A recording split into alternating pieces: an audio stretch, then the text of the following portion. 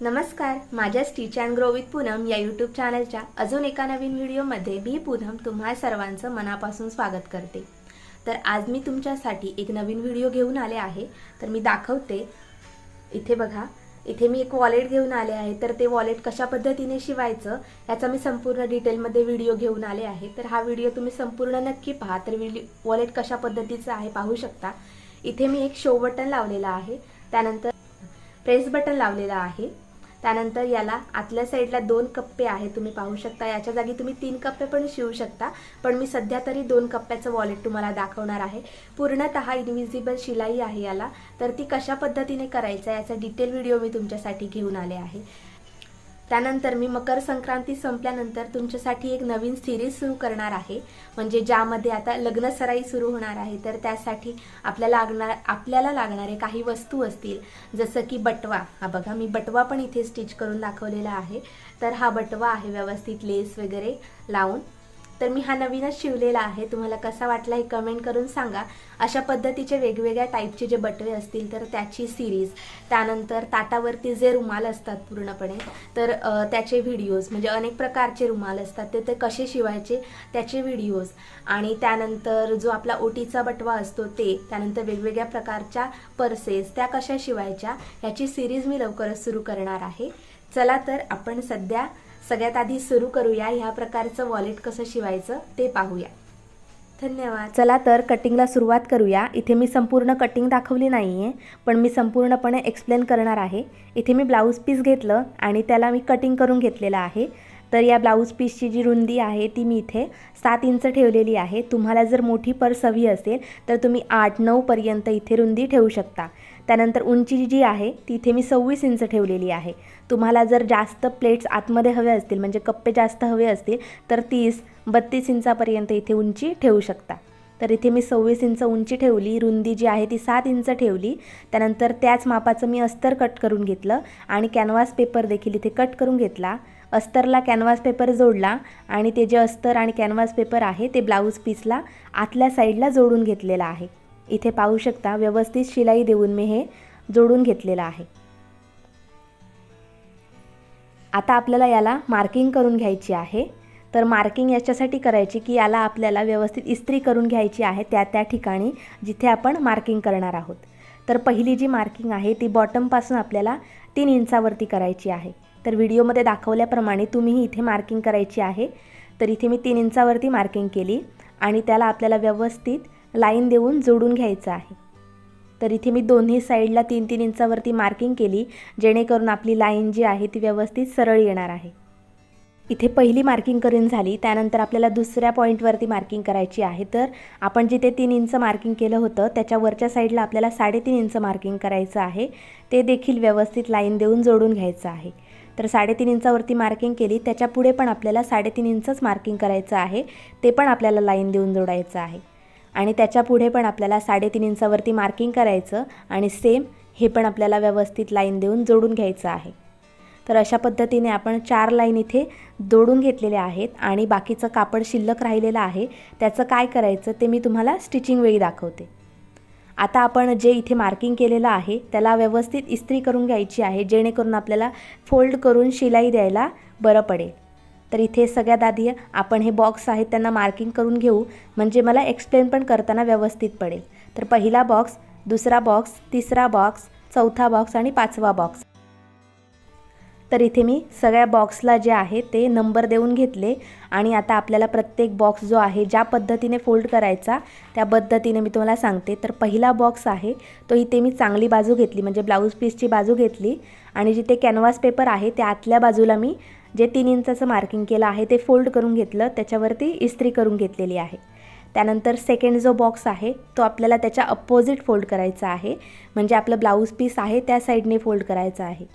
आपल्याला जसं लहान असताना दाखवलेलं की आपण जो फॅन असतो ना कागदाचा, तो कसा फोल्ड करायचो झिगझॅग पद्धतीने, त्याच पद्धतीने इथे आपल्याला फोल्ड करायचं आहे। तर पहिली बाजू कॅनव्हासच्या साईडने, दुसरी बाजू आहे ती ब्लाऊज पीसच्या साईडने, तिसरा जो बॉक्स आहे तो पण आपल्याला कॅनव्हासच्या साईडने फोल्ड करायचा आहे, त्याला इस्त्री करायची आहे व्यवस्थित। आणि चौथा बॉक्स आहे तो आपल्याला इथे ब्लाऊज पीसच्या साईडला फोल्ड करून घ्यायचा आहे। इथे पण मी चौथ्या बॉक्सला इथे इस्त्री करून घेतलेली आहे। इथे पाहू शकता झिगझॅग पद्धतीने आपले सर्व बॉक्स रेडी झालेले आहेत। तर परत एकदा एक्सप्लेन करते। पहिला बॉक्स आहे तो आपल्याला अस्तरच्या आतल्या साईडला फोल्ड करायचा आहे, म्हणजे कॅनव्हासच्या आतल्या साईडला। दुसरा ब्लाऊज पीसच्या तिथे, त्यानंतर परत एकदा कॅनव्हासच्या साईडला आणि परत एकदा ब्लाऊज पीसच्या तिथे फोल्ड करायचा आहे।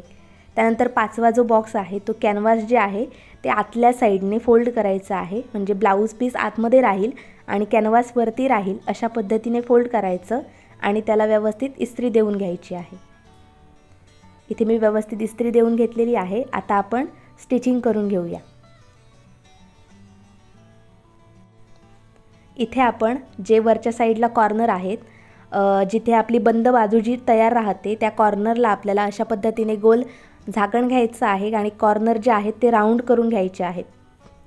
किती पण माप येऊ दे, अर्धा इंच, पाऊण इंच, किती पण माप येऊ दे, पण अशा पद्धतीने झाकणाच्या साहाय्याने इथे जे कॉर्नर आहेत ते आपल्याला मार्किंग करून घ्यायचे आहेत, जेणेकरून शिलाई देताना आपल्याला अंदाज येईल की आपण किती इथे राऊंडमध्ये शिलाई देऊ शकतो, कारण इथे आपल्याला थोडासा राऊंडमध्ये शेप देऊन घ्यायचा आहे। त्यानंतर मी इथे साईडला जे आहे ते अर्ध्या इंचावरती मार्किंग करून घेते, म्हणजे त्या मार्किंगवरती आपल्याला दोन्ही साईडला शिलाई द्यायची आणि रेडी करून घ्यायचं आहे।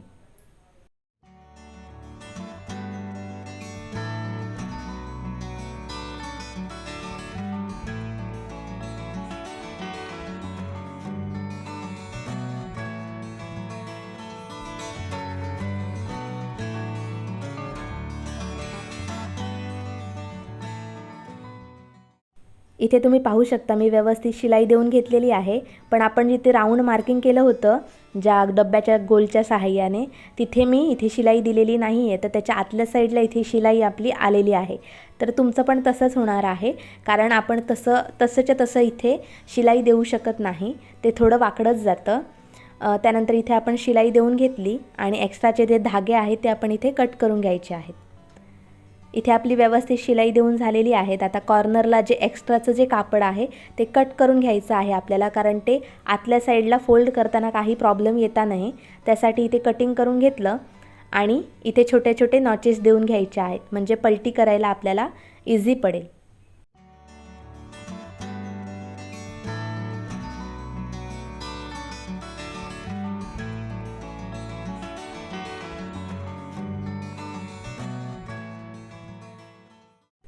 इथे तुम्ही पाहू शकता आपला पाचवा जो बॉक्स आहे तो आपण ब्लाऊज पीस जे आहे ते बाहेरच्या साईडने पलटी करून घ्यायचं आहे। तुम्ही व्हिडिओमध्ये पाहू शकता मी कशा पद्धतीने पलटी केलं। इथे मी व्यवस्थित पलटवून घेतलं आणि जे कॉर्नर आहे ते बाहेर काढायचे आहेत अगदी फिनिशिंगने। इथे मी ब्लाऊज पीस जे आहे ते बाहेर काढून घेतलं आणि एक्स्ट्राचे जे धागे आहेत ते अशा पद्धतीने आपल्याला कट करून घ्यायचे आहेत, म्हणजे ते नंतर आतमध्ये दिसणार नाही। तर इथे मी कट करून घेतले। त्यानंतर बाहेरच्या साईडला थोडा कॅनव्हास दिसत आहे, तो जो भाग आहे तो आपल्याला लास्टचा जो कप्पा आहे त्यातून बाहेर काढून घ्यायचा आहे अगदी फिनिशिंगने। इथे मी व्यवस्थित लास्टचा कप्पा आहे तो बाहेर काढून घेतला आणि आपल्याला पेन किंवा पेन्सिलच्या सहाय्याने इथे जे कॉर्नर जे आहेत ते व्यवस्थित बाहेर काढून घ्यायचे आहेत, म्हणजे दिसायला ते सुंदर दिसतं। इथे मी मस्तपैकी जी दोन्ही साईडची टोकं आहेत ती बाहेर काढून घेतली आणि आता आपल्याला याला व्यवस्थित इस्त्री देऊन घ्यायची आहे। इथे मी व्यवस्थित इस्त्री जी आहे ती देऊन घेतलेली आहे आणि वरचा जो भाग आहे तो इथे मी फोल्ड करून घेतलेला आहे। त्यानंतर आपल्याला इथे अशा पद्धतीने प्रेस बटन जे आहेत ते लावून घ्यायचे आहेत आणि आपलं वॉलेट जे आहे ते रेडी करून घ्यायचं आहे। इथे मी व्यवस्थित प्रेस बटन आणि जे शो बटन आहे ते लावून घेतलं आणि आपले जी वॉलेट्स आहेत ती रेडी करून घेतलेली आहेत। तर हा व्हिडिओ तुम्हाला कसा वाटला हे मला कमेंटद्वारे नक्की कळवा आणि व्हिडिओ आवडला असेल तर व्हिडिओला लाईक नक्की करा। चॅनलवर जर नवीन असाल तर चॅनलला सबस्क्राईब देखील करा, म्हणजे रोज रोज ह्या चॅनलवरती जे व्हिडिओ अपलोड होतील ते तुम्ही नक्की पाहू शकता। थँक्यू।